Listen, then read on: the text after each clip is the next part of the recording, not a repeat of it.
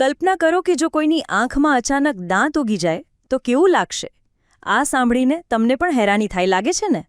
પરંતુ એવી ઘટના પટનાની ઇન્દિરા ગાંધી આયુર્વિજ્ઞાન સંસ્થામાં બની છે. જી હા, અહીં એક વ્યક્તિ આંખ પાસે સોજો અને ધૂંધળી દ્રષ્ટિની ફરિયાદ લઈને આવ્યો હતો. ડોક્ટરોએ તપાસ કરી તો આંખમાં કોઈ જ તકલીફ જણાતી નહોતી.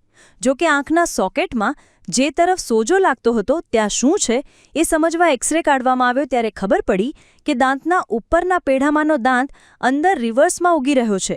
મતલબ કે એ દાંત આંખના હાડકામાં ઘૂસીને ઉપરની તરફ ફેલાઈ રહ્યો હતો. જો આ દાંત હજી થોડોક વધ્યો હોત તો દર્દીના વિઝનમાં કાયમી ખામી રહી જાય એવું જોખમ હતું. ડોક્ટરોએ બીમ કમ્પ્યુટર ટોમોગ્રાફી અને 3D એક્સરે થકી હાડકાની અંદર વધી રહેલા દાંતની તપાસ કરી અને પછી એને કાઢવા માટે સર્જરી કરી હતી. આ નાજુક સર્જરી સફળ રહી હતી અને દર્દીની દ્રષ્ટિ બચી ગઈ હતી. આવી જ માહિતી માટે જોતા રહો મંતવ્ય ન્યૂઝ.